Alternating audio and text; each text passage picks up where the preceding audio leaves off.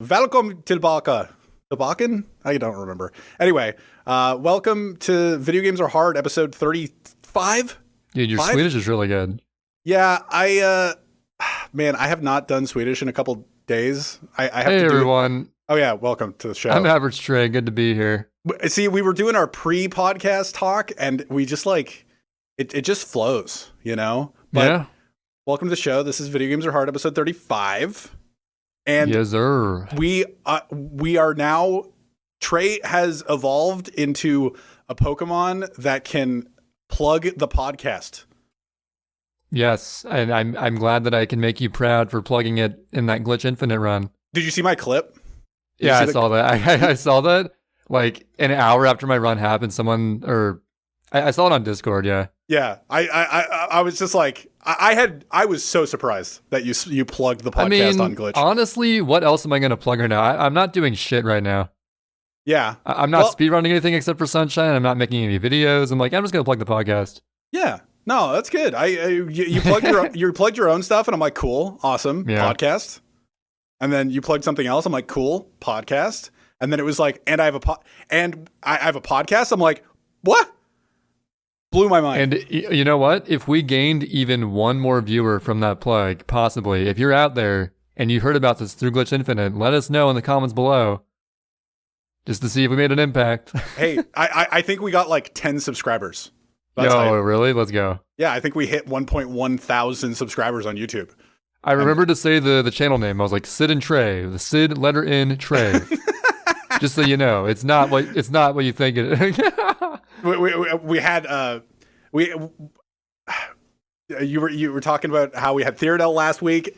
Yeah, and I was thinking in my head like how I would have plugged it, but you did perfectly. Yeah, I figured because people are like, "Yo, make a history video," and I'm like, "Hold up, this podcast we got a historical figure on, probably as important as like Abraham Lincoln, up there with all the other historical figures, the old Sunshine Runner." Yeah, he's on the Mount. He's on Mount Everest. Yeah, Everest. Rushmore. He's on Mount Everest with Abraham Lincoln. And we're making Mount Everest. No, fuck, I keep saying it wrong. We're making Mount Rushmore 2, and it's on Mount Everest. Dude, that's hype. And it's just Sunshine Runners. So Glitch Infinite, you're back. I'm in interview voice. You went to Glitch Infinite. Yes, I went there. I won the Smash tournament. I didn't play Smash at all. You didn't play at all, and you won.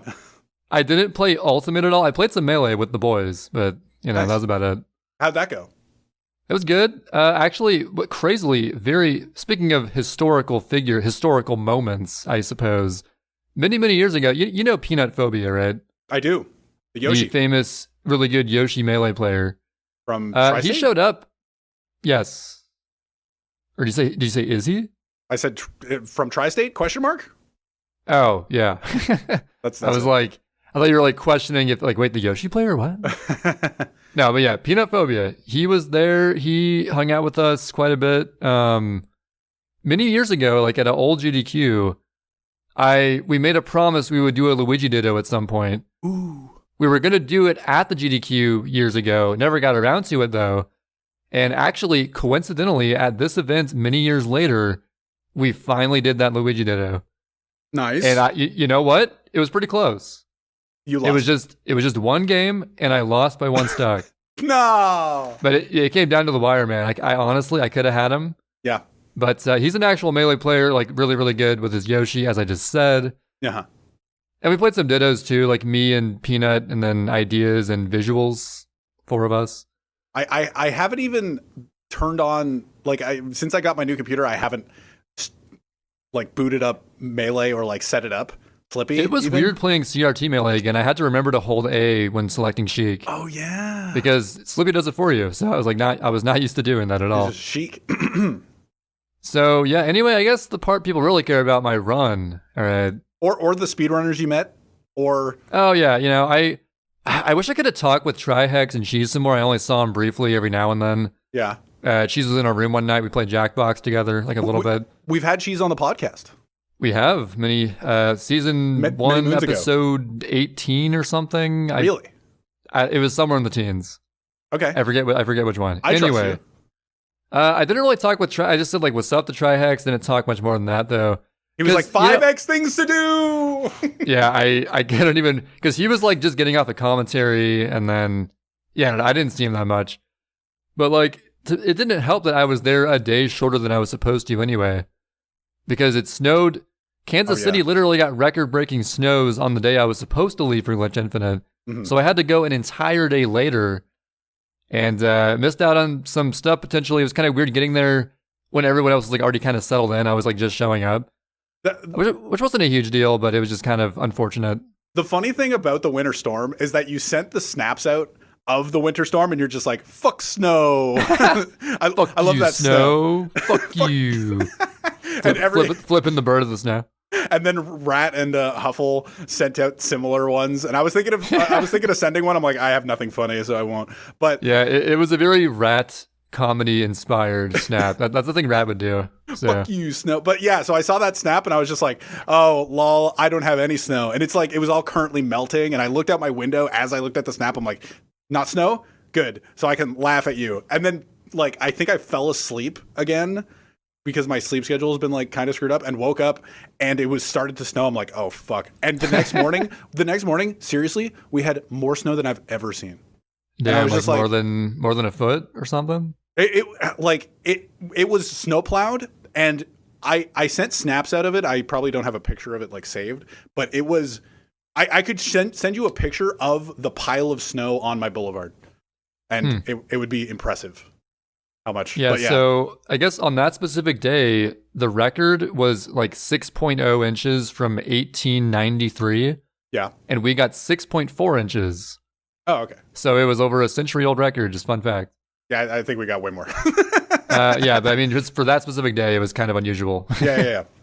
But yeah, so eventually I showed up, and everything was nice, and all the people who were originally planning on going were able to make it, which is good. Cool. And it was also good that Peanut Phobia and also Zayla1 is also from Maryland. They were able to drive us because they just had their cars. They were close enough to just drive. Awesome. Which was very convenient for just getting around places. Speaking of Zayla1, actually, another coming togetherness of sorts, I guess. Sure. So HDQ, I think 2018, we commentated his Monkey Ball 1 run. Mm-hmm. And you know me, I'm the famous Monkey Ball runner, right? Oh yeah, I remember that. No, I've played through the game once casually, and that's it. Mm-hmm. But you know, because it's Monkey Ball, everyone knows what Monkey Ball is. You've seen it, you love it. It's like it was like when Milk was on the what was he on, the spray paint roller skate game? The Jet Set Radio. Yeah, Jet Set Radio. He got banned for that. Remember he got banned. That was so dumb. Poor Milk. But yeah, many years ago, it was me, Peanut Phobia, Easy Escape, and Keto, although Keto wasn't there this time. But we had us three, Easy Escape, Peanut Phobia, and me, on commentary for Monkey Ball 1. And Zayla knocked it out of the park again, I gotta say. He made it to Master Mode, no game overs, so solid run. Mm-hmm. And it was fun to do that again. And then, so then my run happened. Originally, it was going to be the first opening run of the marathon. And because I couldn't show up till later, it ended up being second to last. Okay, so my question for you is, isn't it way better to just be the penultimate run? It's a lot. Being first, I mean, it has its benefits. It's like, because I think Cheese's run had the most viewers being just like the opening thing. Yeah. I think he had like 5K at one point. Oh. But, it was fine being, the precursor to the ultimate speedrun Minecraft. Only to follow me up with. You can't follow me with anything else. So yeah, you have to follow up with the. But to be fair, I would have rather done it early because it's nice getting the run out of the way. Oh yeah.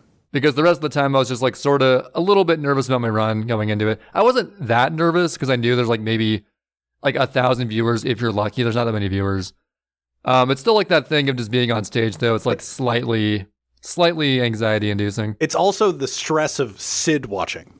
Yes, honestly, the most nervous, the biggest reason I had to be nervous was Sid was judging me. I was like, every action I take, every mistake I make will be used against me by at least one person. So. I did a live react on stream, and you know what? I watched through bits and pieces or I'd say like at least half of that reaction. Yeah. And dude, you were harsh. You did not let up. You're like, yeah, Trey needs to practice that. That was terrible. Yeah. Wait. What part? Like Gelato 6 and like Pen 8 and stuff. Yeah, you need to practice Gelato 6. And you know what's funny is that I think there was like part of my brain where I was on the fence of continuing 96 shines or not. Yeah. As soon as I was hearing things like, yeah, Trey needs to practice Gelato 6, I was like, I think I'm good. Something in my brain turned off. I was like, I think I can move on from this. I think I can go back to 80%. Wait, I have to practice Gelato 6? Get me the fuck out of here. I don't know if I want to do that. So I think I'm good.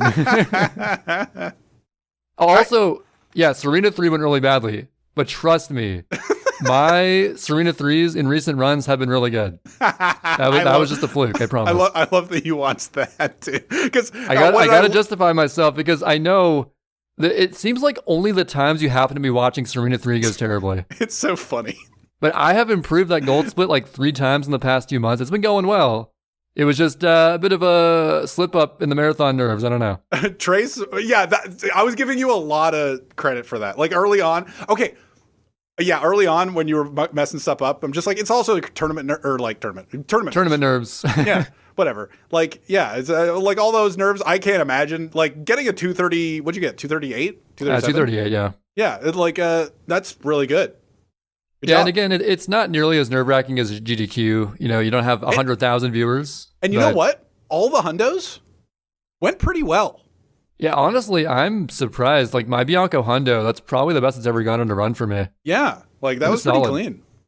Spiders cooperated and stuff, and flowers were nice. So. My 2 critiques of commentary, right? Okay. Of Reed, but not me. Well, I guess I'm in on it too, yeah. I can respond. Or we can talk about that in a second. Realistic water physics? Okay. As soon as I saw this, I think you missed what I was referencing when I said that. What were you referencing? You missed the nuance and the context of why I said that. I did? Because, so I said realistic water physics in Pen 6 reds. And it was on the part where you do a rollout onto the 2 vertical coins and a hover to like sort of keep you vertically. Yeah.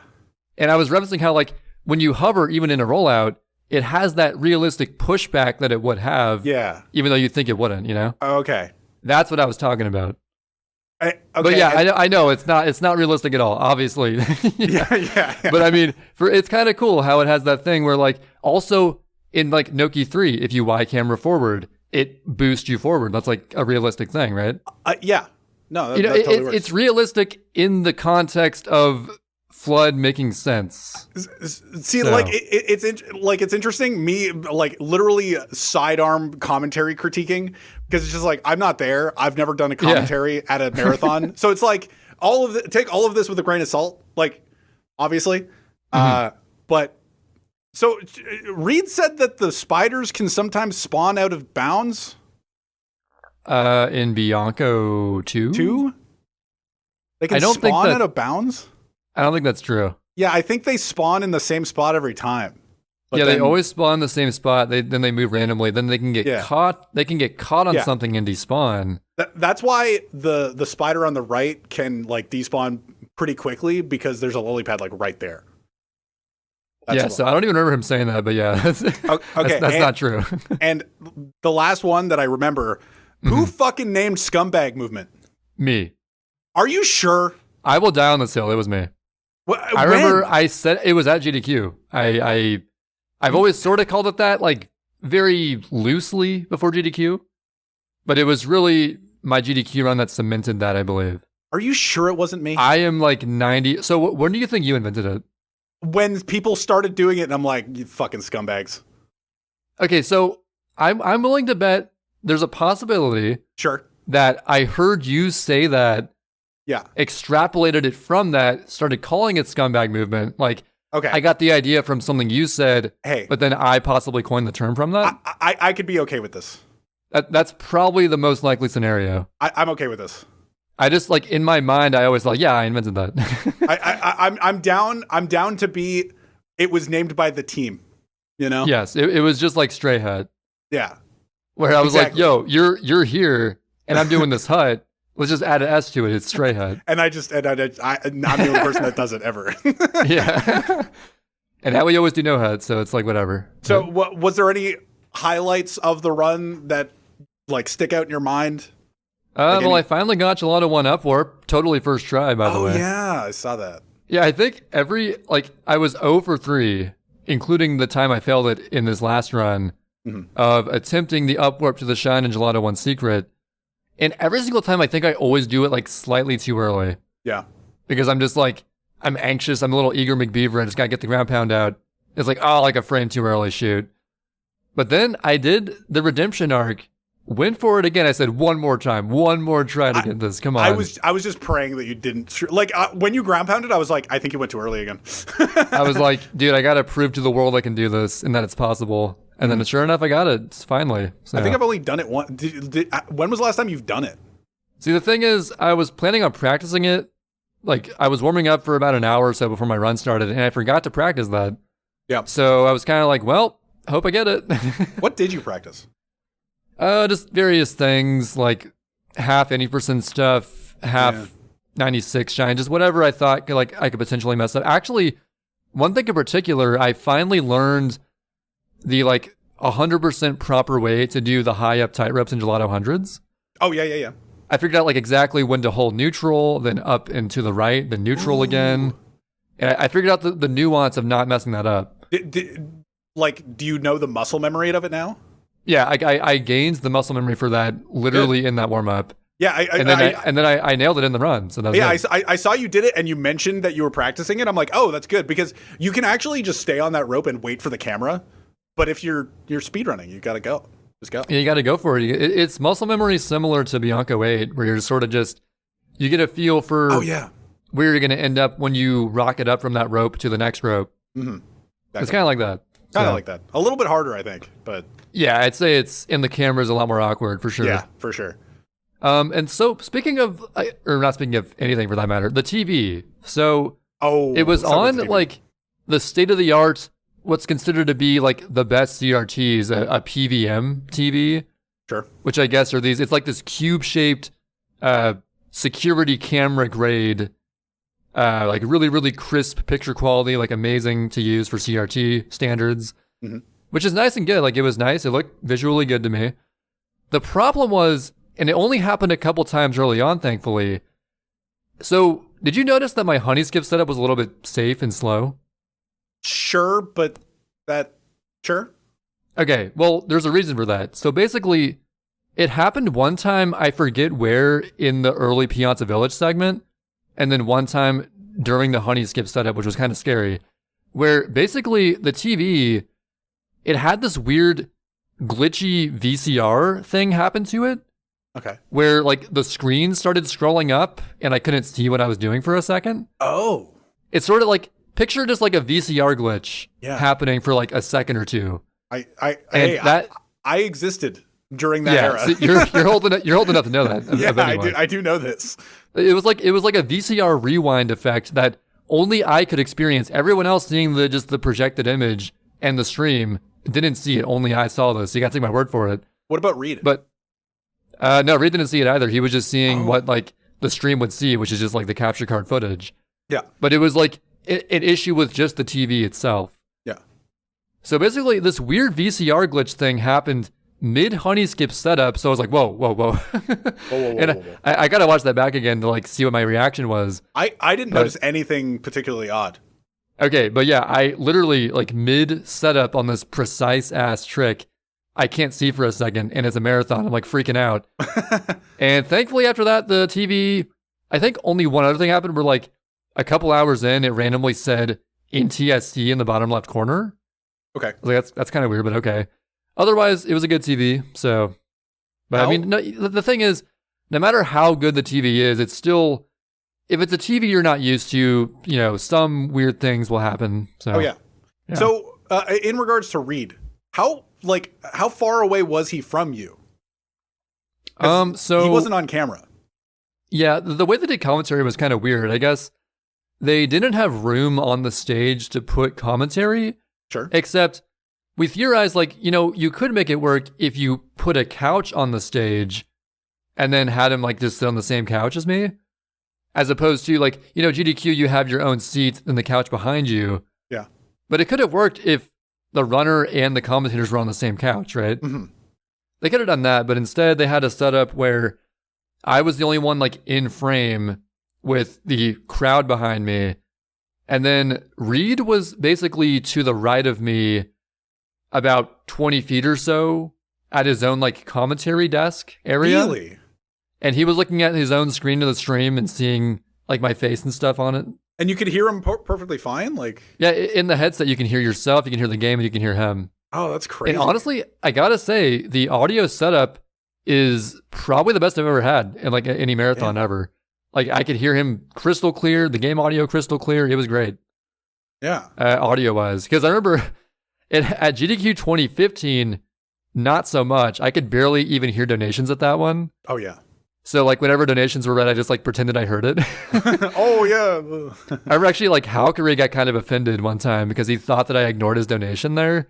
I was like, dude, literally, I couldn't hear it. Like, literally. The donations were so quiet for me at that marathon, I couldn't tell what they were saying. So, my bad. Cool. I assumed that he was, like, just literally sitting beside you off frame.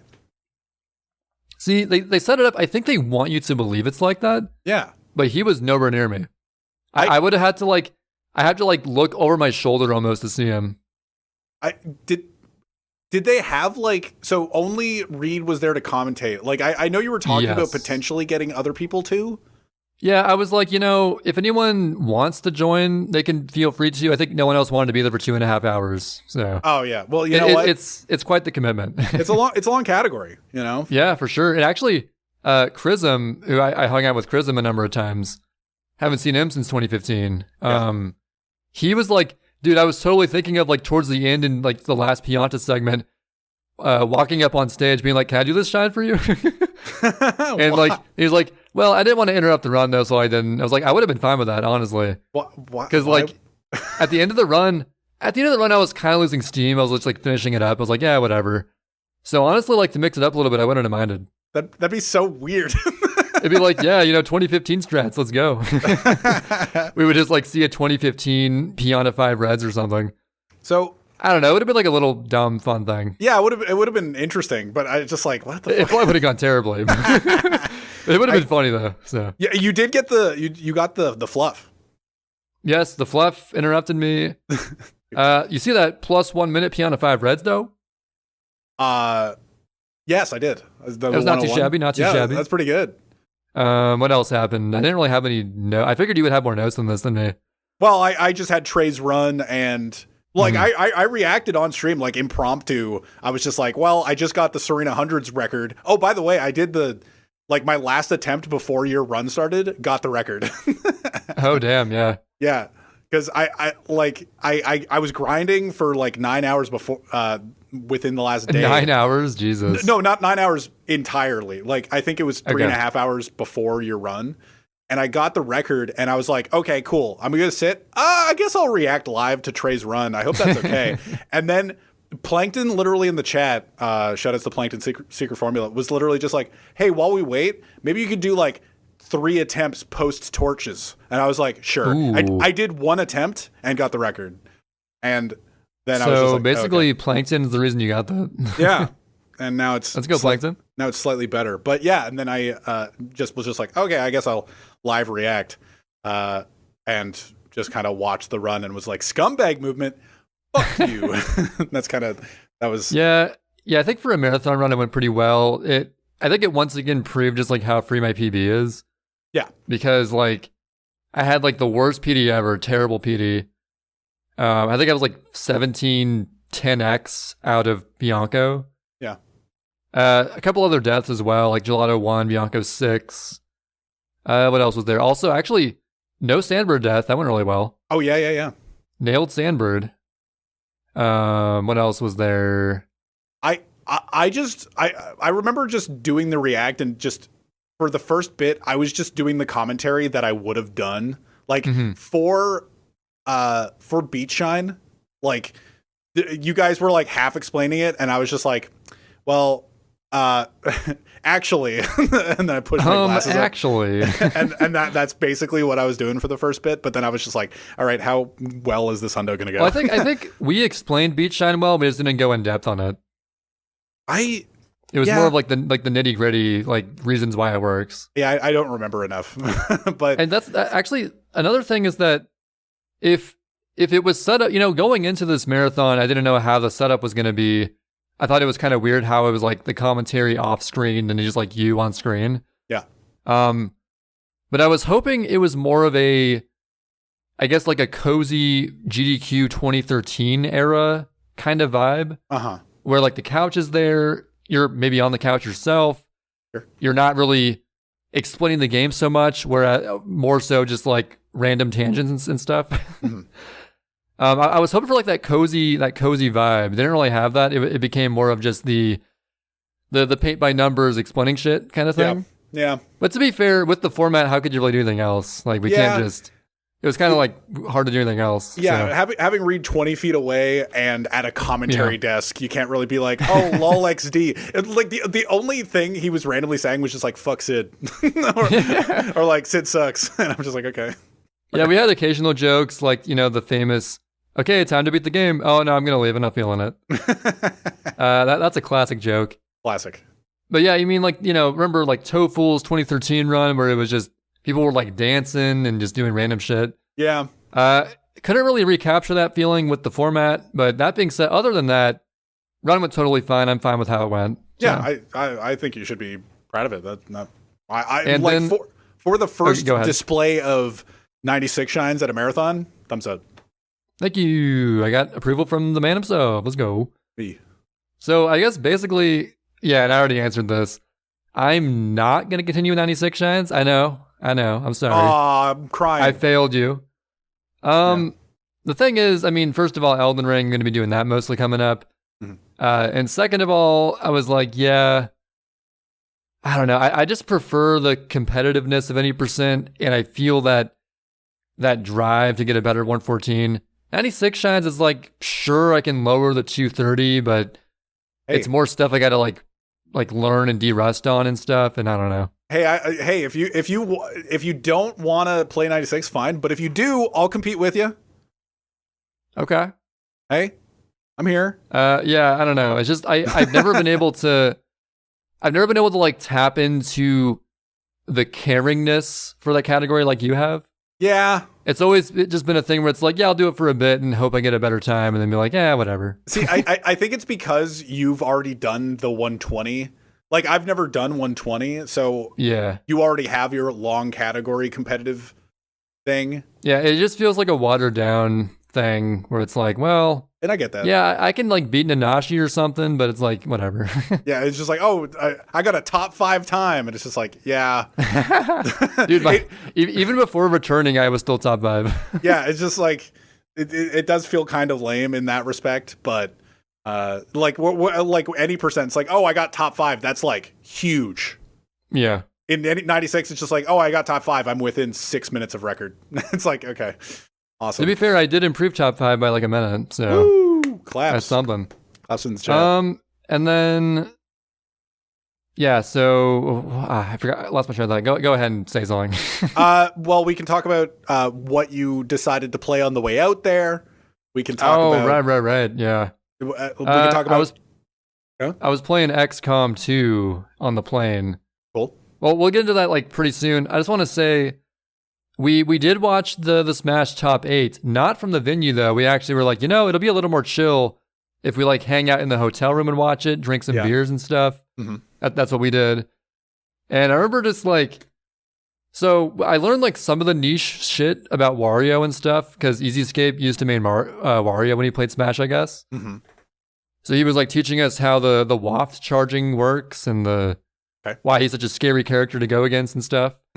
Okay. So it was cool learning some like niche Ultimate stuff. Also Reed, quite the avid Ultimate player. He actually entered the tournament, and the tournament actually, I think it was like a $75 entry fee. Yeah. So you had to be like serious if you were entering. I saw his few tweets about his tournament run. Yeah, he went like 1 and 2. I think he could have easily beaten the person he lost to again, but he had like some Just like some nerves, I guess. Yeah. Tournament nerves are real. Hey, he got. I thought it was very sweet that he came home and the first thing I saw him stream was Ultimate. Oh yeah, that's sick. He didn't get demotivated by it. His tweets were basically just like, well, I'm kind of bummed that I only went 1 and 2, but I got a lot of compliments on my Pyra because there's apparently not a lot of Pyra players. Pyra won the whole thing. Yeah, so people were complimenting him on his Pyra, and he's just like, dope.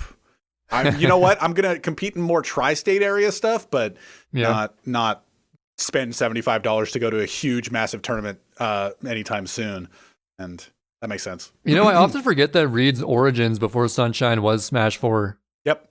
That was like his main thing originally. He's really good at that game. The thing is that he became so good at Sunshine that I always assumed that was his main thing, but like, no, Smash is his main thing. Dude, he got so good at Sunshine so fast. True. Yeah, he's nuts. He is nuts. Yeah, and it was cool hanging out with him as well. Interesting fella. Yeah. In a good and a bad way. I was getting into the main thing we were hyped about in top 8 was this Minecraft Steve player named Jake. Sure. And we don't know like anything about Smash Ultimate. We're just like watching this thing. And like Reed was raging because like Steve is so troll. But we were like hyped for him because he was so troll.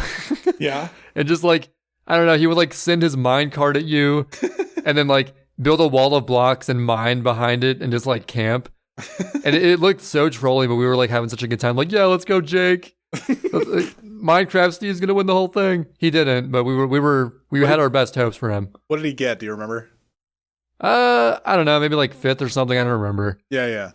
He made it like a little ways in top 8. I don't remember exactly. I remember there was like a salty tweet from somebody in top 8, like talking shit about who won, and then the person who won was just kind of sitting there going like, I won, yay. Yeah, but I won. That's it. That's all I remember. Yeah, I guess that's all I really have on Glitch Infinite. It was a good time. Yeah. You know, we did various things. It was a nice precursor to a GDQ or an ESA or something where you're there for a bit longer and there's more people. Yeah. But it was, I haven't been to GDQ since SGDQ 2019, so it was a nice change of pace. Hey, I imagine it was pretty nice just getting to see people not wearing, or I guess you were wearing a mask, but we had to wear masks, yeah. Yeah, but yeah. Every so often when you pulled the mask down to like drink water, it was just like, oh, face.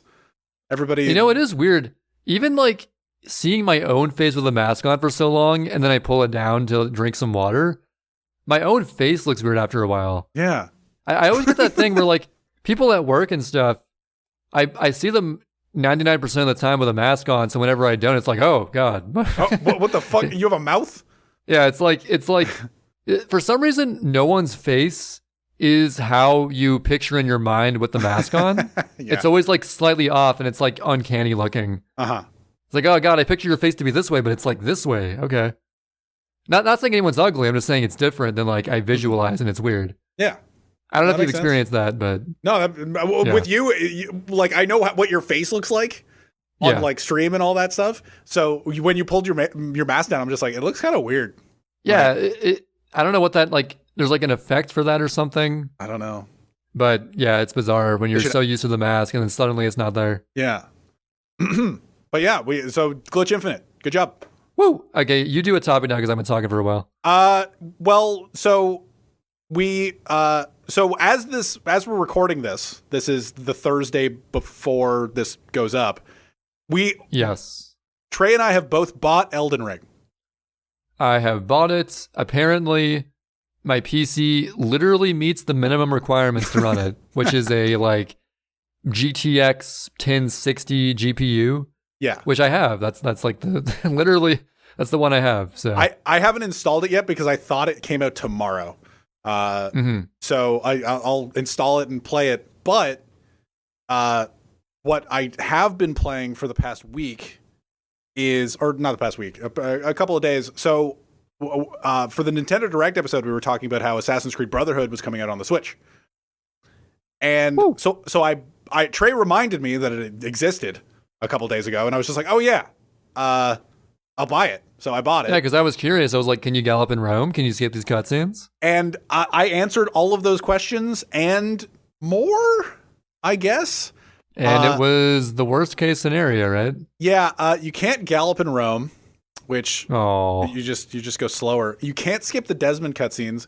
See, they didn't change anything. And Cynicism at some point joined the stream and was just like, "Oh, so any differences?" And he's just like, and I was just like, "No," and he's just like, "Not surprised."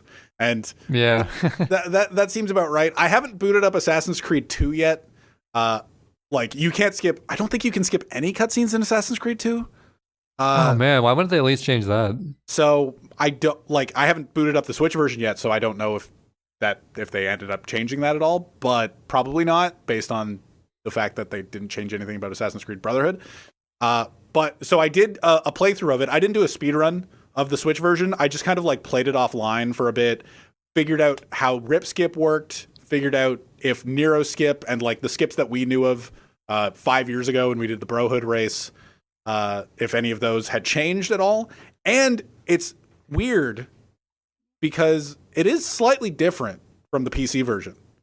Yeah, so rip skips still work, but apparently it's not possible with the gun method, which is the easy method. Yeah, I think like the pausing, for some reason, pause buffering is way easier, like way more fluid than on PC.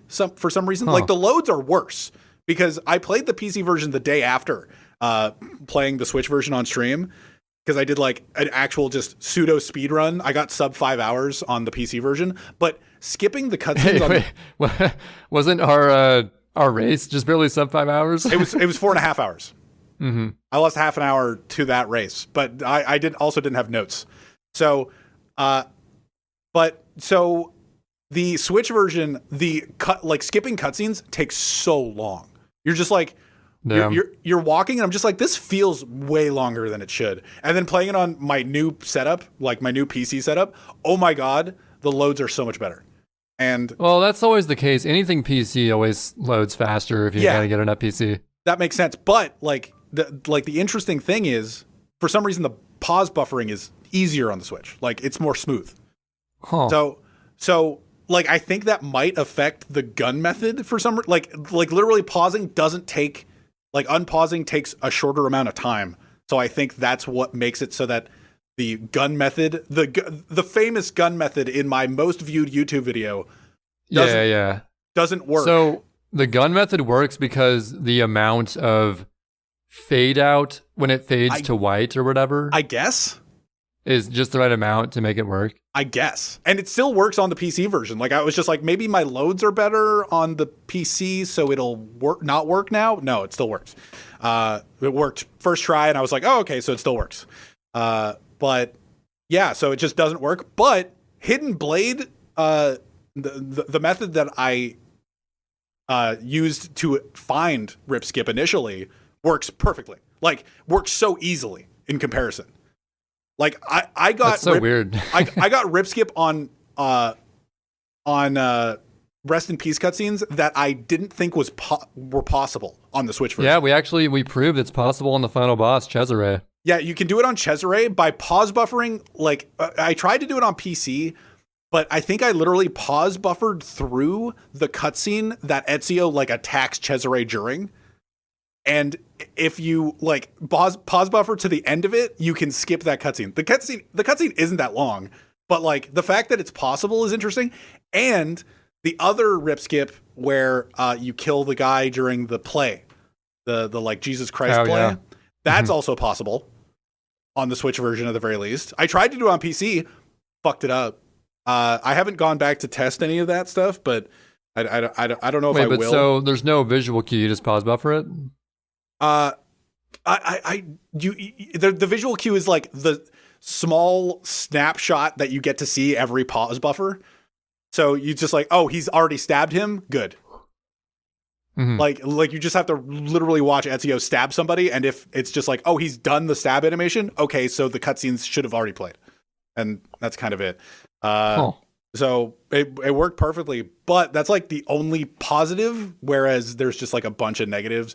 The funny thing is playing on the Switch, it feels more like I don't know how to define it. It feels more stable. You know, like it just feels. Yeah, the PC version, something about it always feels like it's going to crash every second. Yeah. And it does crash sometimes. Oh, I also, on my new setup, I played with 120 frames and it looks great. You know, on my new PC. Oh, yeah. Brotherhood looks amazing. I can gallop in Rome, unlike you. I haven't tried again recently with like, I have a new SSD that has more storage. I haven't tried it with that one, but somehow I doubt it would let me do it again because my computer hates me.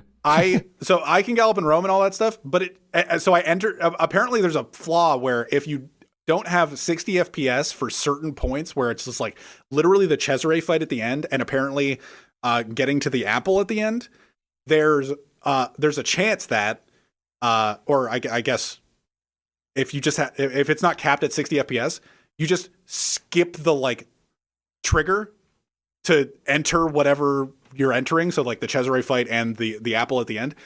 So I went through the trigger for the Cesare fight. It just didn't do anything. And I walked up to Cesare while he was doing this, like the animation that he's doing. And I was just like walking through him. I'm like, what the fuck is going on? And Cynicism was luckily in the chat. And he was just like, you have to cap it at 60. And then I like killed myself in order to reload the checkpoint or whatever. And then climbed and did it all again. Apparently then I had to turn VSync off because I did the exact same thing. Because I walked through it. I'm like, wait, it's just not working. So apparently there's some like jank to it. I like Switch just feels more, it just feels better to play, but at the same time it's just way worse. So that's kind of lame. So it's better in all ways except the load times are slower? It's better in all Switch? Yeah. It's better in all ways, but the load times are slower? Is that basically what it feels like? No, like what else is worse? The rip skip, right? Oh well, yeah. I mean, I'm talking just like normal gameplay wise. Oh, normal gameplay wise. Well, it looks way better on the PC. Oh, okay. On the Switch, it looks brighter and kind of different. I don't even know if it's better or worse. It just they look different, and like the Switch version looks brighter. But playing the PC version the day after, I was like, oh my God, I can't even believe that I thought the Switch version looked like good. Because the PC version looks fucking amazing. Understandable. Yeah. So I played through it on Switch and then I did the speedrun of it on PC the next day. And like some levels are different, like a little bit different. There's like some tweaks to it. But yeah, that's like there's some soldiers are just in different spots. So it just, I don't even understand it. Like I got, the four like gunmen that you have to kill during like the timer, during the play mission, right? During the play in the Coliseum. You mean is that after the play? No, you have to kill the 4 gunmen and then go down to the play. Like in the upper section. Yeah. So like on the Switch version, I kind of fucked it up and then I got it really clean because I had to do it because I wanted to test rip skip. So I did it a couple times and I got it really clean. I got like a 407 time like remaining on that segment. I'm like, perfect, cool, awesome. Played it the next day on PC. I could not make any like the one that I finished after fucking it up like 4 times was like a 3-minute 47 time. And I'm sitting there going like, what? Why was that so different? Like the soldiers just like were catching me kill each other. And I don't know, the processing ability of the game on PC makes it harder. It's like a harder version, but it's better to run. It's weird. So they literally did change things in the game? Like I don't think it's, or it's probably just like some unintended side effects. Yeah, I think it's some unintended side effects. Okay, that's really weird. And those are the differences. I'm probably gonna play. Like I don't regret buying it on Switch. I kind of want to do like a Assassin's Creed 2, Assassin's Creed Brotherhood, Assassin's Creed Revelations speedrun. Like if I work on it at all, like it'd be cool to just have that coherent. Oh, I'm gonna play Assassin's Creed 2 on the Switch, and then 3, and then Brotherhood, and then Revelations, and do it all in like the nice concise package it is. But yeah, so I did that and that was good. Thumbs up. It would be a nice excuse for me to finally play Assassin's Creed 2. I could play it portably as well if I want to and stuff. Yeah, and I think it should look okay. I mean, it's such an old game. It probably looks fine, honestly. I've never been so hot on Assassin's Creed 2. People were in my chat being like, what do you think of 2? And I'm just like, I think it's just a worse version of Brotherhood. And people are just like taken aback by that. I'm just like, Assassin's Creed 2 just looks, in comparison to Brotherhood, it just looks so bad. It just looks so bad. It feels so rushed. And like some of the animations just... is the combat similar? I think the combat's the same. Okay. To be fair, I haven't played a lot of... I beat 2 back in the day, but I haven't played it as much as Brotherhood for sure. And 2 you can actually swim, right? Yeah, 2 you can swim. 1 it was only 1 you can't swim. That's so weird. I think I like 1 more than I like 2.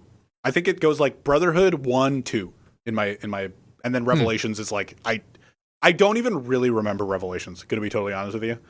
But I'll replay it one of these days soon. So yeah, that's the question for you, are you gonna get it? Or have you already gotten it? See, I was just mentioning that like it would be a good excuse to finally play Assassin's Creed 2. I don't know. Maybe someday I'll get it. Who knows? Yeah. I'm fine being the guinea pig for both of us. Yeah, I'm glad you did that. Yeah, it's just like I remember I was at Glitch. I was just curious. I was like, oh, that Brotherhood's out. I wonder if he's tried it yet. So then I messaged you, and they're like, no, I haven't tried it yet. And I was just like, fuck it, 50. It was only $50, so I'm fine with that. Oh wow, so it's like 40 American, right? Yeah, so yeah, exactly. But at least I didn't boot it up and just like, okay, so I'm gonna get this Assassin's Creed bundle, $80. Like I really just didn't want to see $80. Yeah, you spend $80 on it. You're like, oh, I can't skip the cutscenes, or I'm putting it down. Can you even return? I was thinking about it as I was playing through it. I'm just like, oh, so rip skip is worse, but like weirdly better. All of the things that I wanted to try are a dud. Could I return this? Like, is that like the thought went into my head. Is there a return policy on Switch at all? Because I mean, Steam has that 2-hour thing. But see, if there was a 2-hour thing, you know how long it took me to download all the things on the Switch? Took me like... Oh, does the download time also factor in? I don't know. I thought it was just 2 hours. I thought it was 2 hours of like literally playing the game. I don't know. I don't know. That sounds better. That sounds like a better thing instead of like, oh, download Elden Ring. It takes 3 hours. Well, the 2 hours are up. It's like, oh, fuck. That sounds like not even like a chance to refund it. So yeah, exactly. But yeah, so so you've been doing Assassin's Creed stuff. Mm-hmm. I, in the plane and the whole day when I couldn't go the day I was supposed to go, was playing XCom 2. Hey, you know what? Good rec. Yeah. By Sid. Recommendation. Yeah. I was like, what does rec stand for? Me. Recommend me. Yes, you recommending it. Woo! Yeah, because it was like 75% off on Switch with the DLC stuff. I was like, yeah, fuck it, I'll get it. Yep. So yeah, I got it. I also used some like Nintendo Gold. I think I spent $7 on it ultimately, which is a great deal. Damn. So yeah, XCOM 2. I am a big fan of Fire Emblem, Advanced Wars, Wargroove, all those grid-based strategy games, as we all know. I do know this. And XCOM 2, it's like its own take on that, except imagine that with guns. Well, Advance Wars has guns. You know what? Imagine that with guns. Advance Wars has guns too, but it's different. It's the most different of the grid-based games I've played for sure. It has its own rules, like you can take 2 actions every turn, like be it moving double as far, or move once and then shoot, or move once then reload, or reload then shoot. Any 2 actions you want, which is kind of cool. Do you know what you should play? Random thought. You should try, like me thinking about XCOM gameplay. It kind of reminds me of Mario versus Rabbids. Yeah, see, I get that a lot, and Quan recommended it to me too. I hate how the Rabbids look. Okay. I despise how that game looks, so I'm probably not going to get it. That'd be so... I would be interested to hear your take on, like, you play XCOM and then you try Rabbids and be like, it's the same game. See, here's the thing, right? Like, maybe I'd be the biggest Rabbids fan in the world. I hate how that game looks. And like graphics don't matter, aesthetics don't matter. I think they kind of do. Hey, because I'm like, this game looks silly to me. I don't know. When we had Pinkish on, we were talking about how aesthetics are important. It's true. I mean, especially for her, as she's like a designer, map designer and stuff. Oh yeah, so. but also just like for nostalgia and all that stuff. As we were. Oh yeah, totally. Yeah. I don't know. The rapids, I see them and it just like makes my blood boil. I'm like, really? Fuck these rapids. But it's like the sense of humor of it. It just looks like Minions except video game. I don't know. Oh, that's like. I'm just saying, bro. That's kind of like the best comparison I've ever heard. Yeah, it has like that Minions energy. Yeah, definitely. Has where I'm like, vibe. do I really want to play this? Yeah. But XCom is cool. It's all militaristic and like futuristic and stuff. Yeah. And the I forget his name. He goes by Central. He's like the main guy who's like, take out the squadron and the fucking aliens. And it's George Washington? George Washington Bridge. Yeah, very, very George Washington Bridge guy-esque. Yeah. He's like, and there's also like some minor humor if you're like around in the ship section, planning where all your engineers and scientists go between missions. Yeah. They'll have random comments like, and also like the enemy group is known as Advents, like the aliens are Advents. Mm-hmm. And he's like, if I see any more Advent burger wraps around here, there will be hell to pay. Just random stuff like that. It's kind of funny. My only XCOM knowledge is I played XCOM 1 when it was released in like, good guess, 2012? I didn't know how old the games were. 2011, something like that. So and for context, I never beat it. I got to like a very close to the end level and everybody died. And I was like, I think I'm okay. And I just kind of put it down. So, that's a very similar experience to me. Oh, no. All right. I was going to because we recorded kind of late today, I was like, okay, that's cool. It's fun. I'm going to play some more XCOM 2. But very early on, I was already in a mission where, dude, it was just getting so ridiculous. I was astounded how many difficult enemies there were. Okay. Is there a difficulty choice? Yes. And you know what? Yeah. I chose veteran mode. Ooh. But okay, guess which tier of difficulty that is. I see. Is it's either the middle or the hardest? So I'm gonna guess hardest. It is the second easiest. Oh shit! Of 4? Yeah. There are 4 tiers. It starts with I forget what the first one's called. Then it goes veteran, and then something, and then legend. And I'm in veteran mode, second easiest mode, right? It's called veteran. It's the second easiest. It's for XCOM, people who sort of know XCOM stuff, choose this difficulty. And I was like, okay, I haven't played XCOM before, but I've played so many Fire Emblem games and stuff. I'll probably have a leg up, right? Yeah. And I feel like in some regards I did, but it's such a different game, maybe not so much. I just feel like I don't really have a full grasp of the proper strategy of this game. Yeah. Because, you start each mission out, you're usually undercover, so the enemies, until you get into their vision range, they don't start attacking you. Mm-hmm. But as soon as you ever shoot a single enemy, all that cover goes away. They all know where you are. There's no more stealthiness. Mm-hmm. So I don't know, the undercoverness, it gives you a chance to get one good leg up at the very beginning, and then it just gets dropped the rest of the mission. So I'm sure there's probably some way I could utilize the undercover segment better. I just never figured out. But I don't know, the way I was doing it, dude, this game, things just happen, man. Things just happen in this game.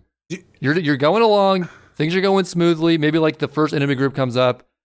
You not just shoot at stuff for a turn. You can also hide somewhere, go into a mode called Overwatch, not to be confused with the game Overwatch. I think that literally XCOM 2 was out before Overwatch. I feel. Yeah, it was. I mean, Overwatch was 2016. Yeah. You go into Overwatch mode, which is essentially a mode where when the enemies move into position on their turn, if they go into your field of view as they're moving, you will shoot at them as they're moving. Yes, I remember this on their turn, which can be a very very tactically good thing to do. An advantage, a tactical advantage, if you will. So yeah, there's like Overwatch mode, there's all this stuff. But dude, like so many missions. I made a deal with myself. Like my first playthrough, I got like somewhat far. Then I actually redid it and started a whole new playthrough like a few days ago. The reason was that I felt like I was being too baby and like didn't understand enough things early on and missed out on stuff my first playthrough. Okay. So I was like, okay, second playthrough, I have a better idea what's going on like in the base segments. And I know like how to upgrade soldiers better and stuff. When you say first playthrough, how far did you get? I got through like a fair number of missions. I got I don't know, like there's like a map segment where you make contact. It takes place on Earth in the future. Yeah. Mm-hmm. And you're making contact with different countries.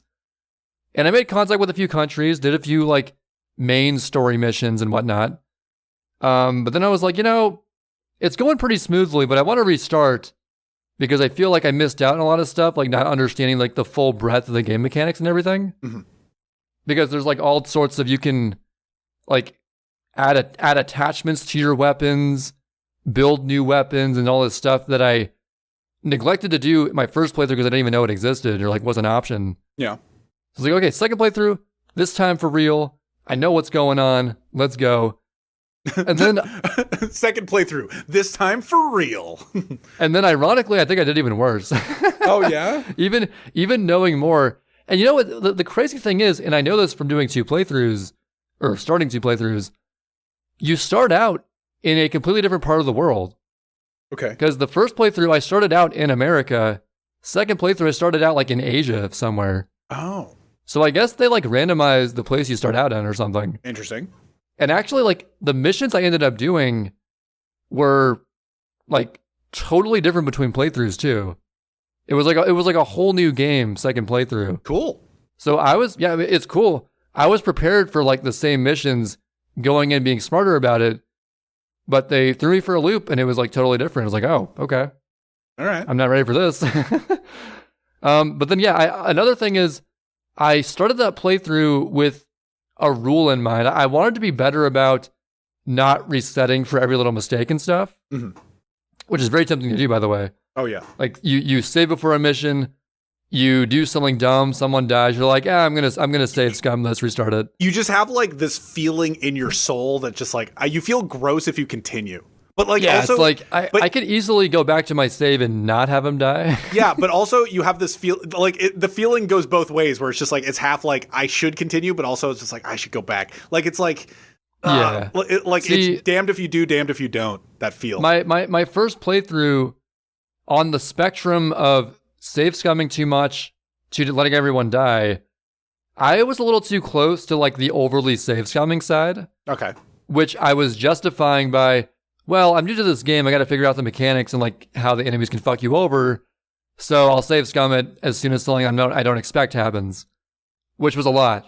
Yeah. Because this game, it's so much more random. It's not random, but it just feels more random when like bad shit can happen versus a Fire Emblem kind of game. Yeah. Because you're going smoothly.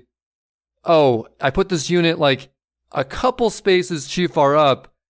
Also, it was the last unit I moved in my turn, so now it's their turn.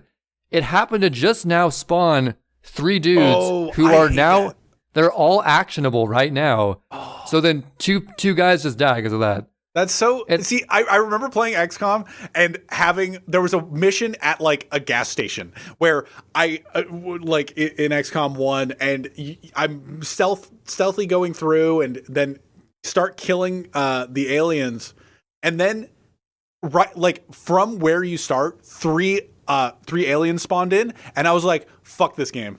Like because I left somebody way back just to like keep them safe for now because I didn't really need them at the moment, and then they spawned like on them, and I'm like, bro. So it's just like ambush spawn the game. Yeah, it is because you never see the enemies when you start. Whenever you start, you don't see anyone. Uh-huh. You're sort of just going along, and then suddenly, boom, here's a group of enemies. Boom, here's some more enemies all at once. Go deal with it. Also, they can shoot at you like 20 spaces away and they're probably going to hit you somehow. Yeah. Even though you're in cover, which makes no sense. I don't know what their hit rate is, though, because you can't check their hit rates and stuff, but I wish I knew. the mechanics, like, for the cover, it's like there's full cover and then half cover, right? Yeah, exactly. Yeah. But the thing is, even in full cover, I feel like I'm still getting hit all the time. I was like, what the fuck? Yeah. Bruh. It's, and like, they if you leave an enemy neglected for too long, they can just flank you so easily. And usually when you flank someone, there's a higher chance of, like, critting them. I know that XCOM is, like, known to be super tough. I know that. It is tough. It is harder. It makes maddening mode 3 houses look, well, not, like, super easy, but, like, easier. Because it's a lot more, like, it's a lot more control you feel like you have in FE. Yeah. Because you can usually see all the enemies and you can plan stuff out better. XCOM, things just happen and then you get fucking destroyed. Yeah, and see, I don't remember save scumming in XCOM in my playthrough, but, like, I probably did because, dude, I think I literally could not beat this game if I didn't save scum. Yeah, it seems really hard. One thing I just remembered, does XCOM 2 still have you able to name your characters, right? Yes, you can change their appearance, their name. I always kept the default in everyone because it felt more like, oh, like, this is Destiny. This is the person I got.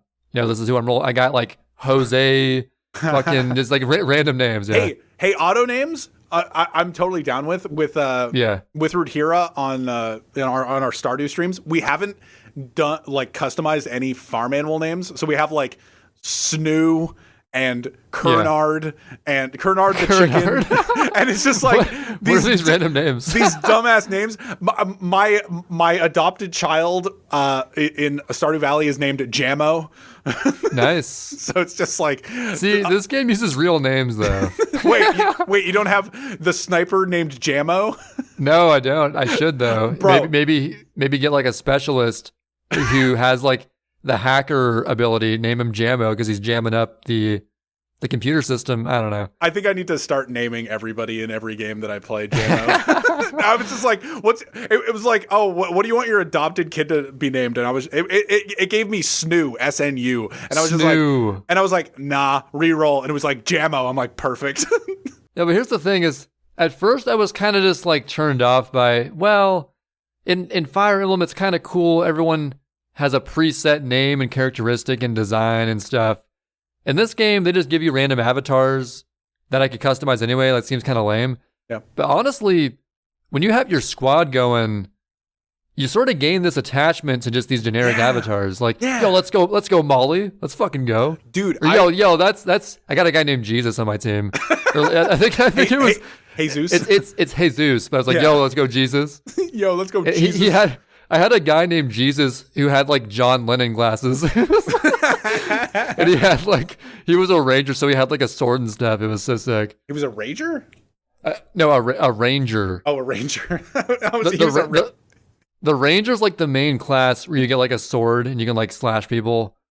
But by the way, the sword is like super useful because it's like almost guaranteed to hit. Oh yeah. Keyword being almost. I have missed a crazy number of like 98% hits, I gotta say. Preach. The meme lives up to the hype. I don't know why.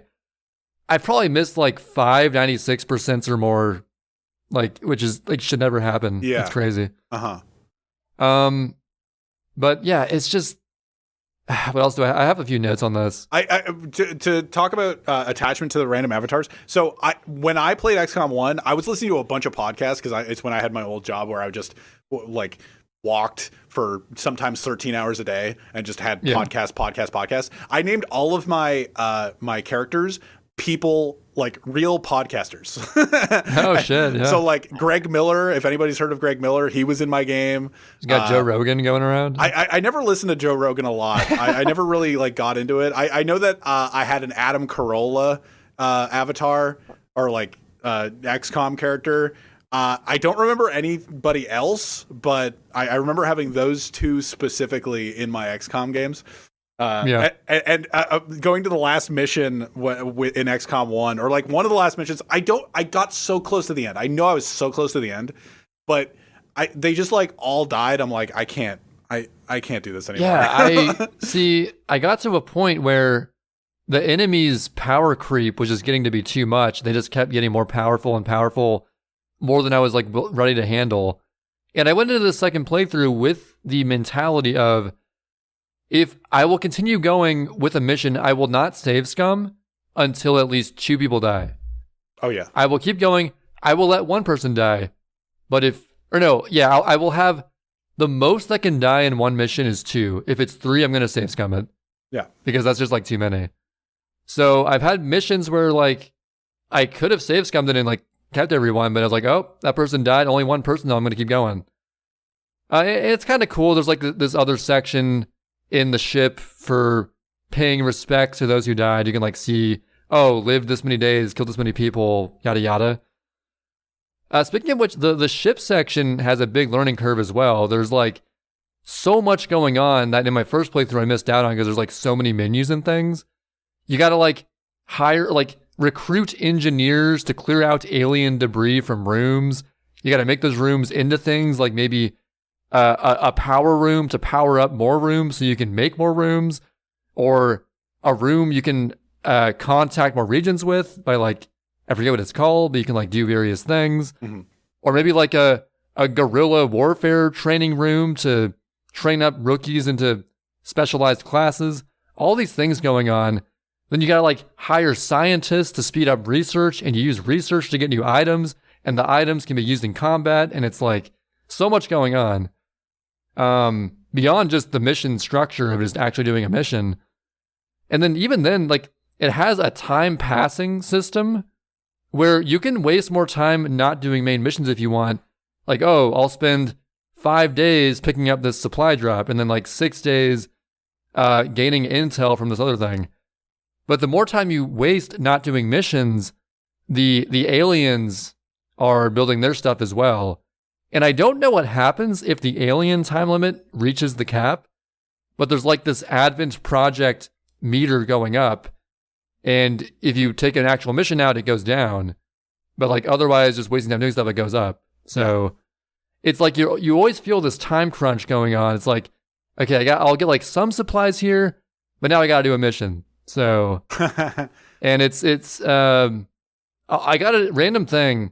The team prep music, the preparation screen before you go into a mission. Sure. Super dope.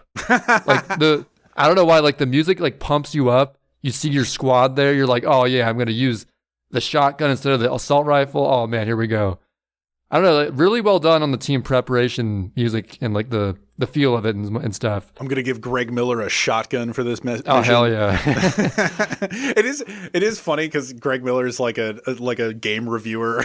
like he used to be an IGN game reviewer and he was on IGN podcasts, and now he has like and kind of funny. So it's just kind of it's just funny to think it's just like, oh, he's just a soldier.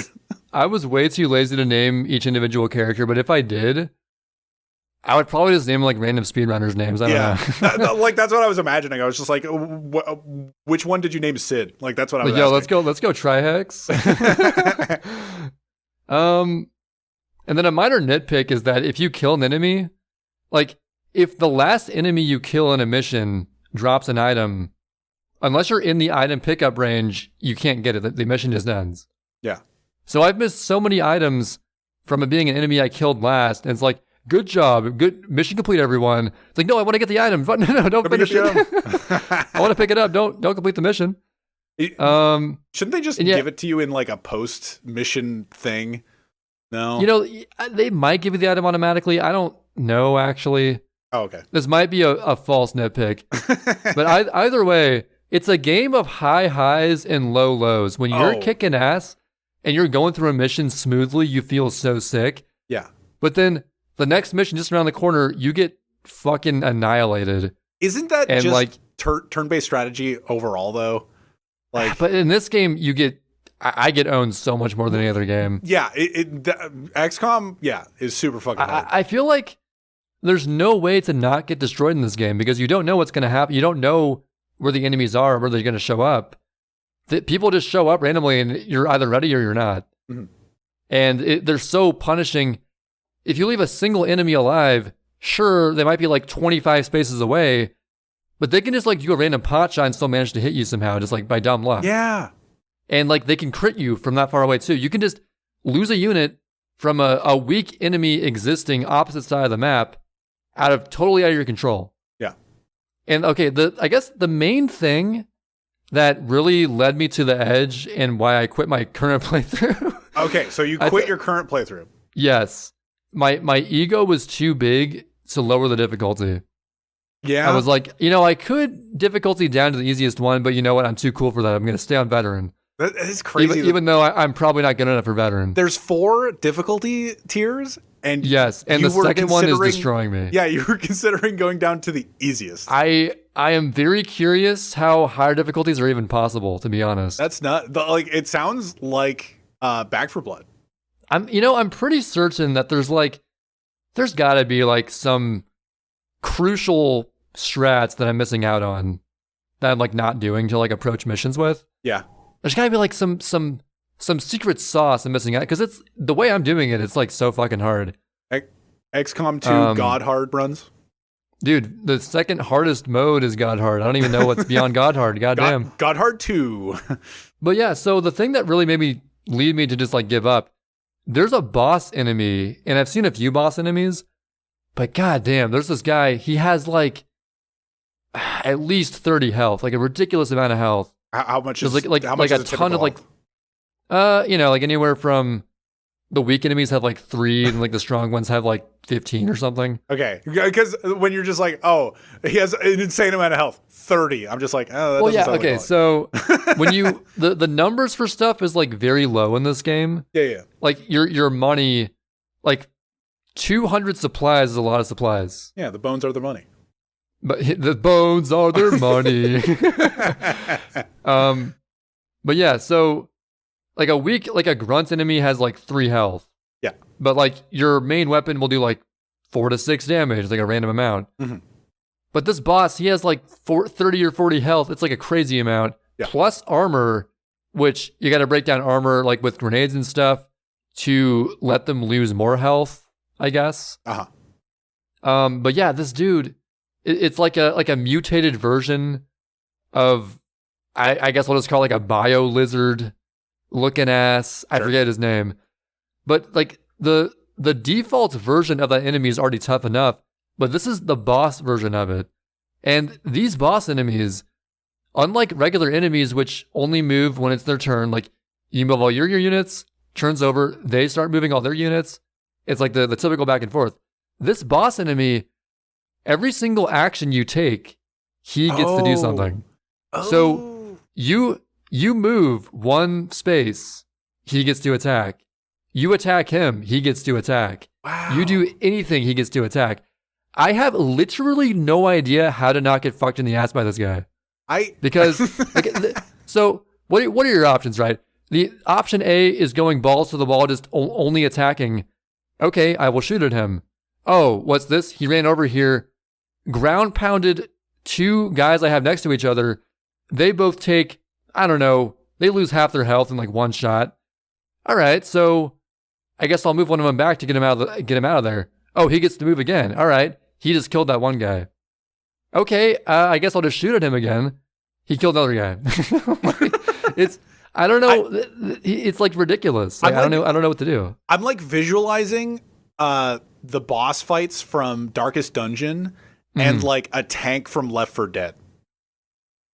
Yes, it looks sort of like a tank from Left 4 Dead. Because like the tank from Left 4 Dead is like, it's a bullet sponge. You have to Molotov it in order for it to like take damage over and over. Like tanks, eventually when you know what to do, like obviously they become a lot more handleable. But the Darkest Dungeon bosses, they usually have multiple turns per session or per like round.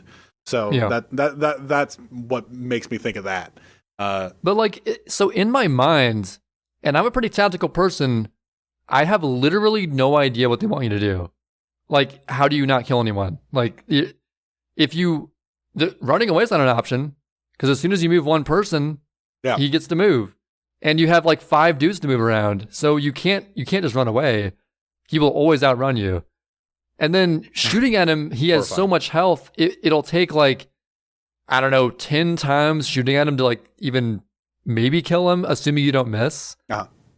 And like he has other moves where like he can make you go unconscious, which unless you have like a special thing to heal unconsciousness, they're just out cold the rest of the mission. And this is the second tier difficulty. This is the second tier difficulty, and I have no idea what I'm doing, like how to beat this guy.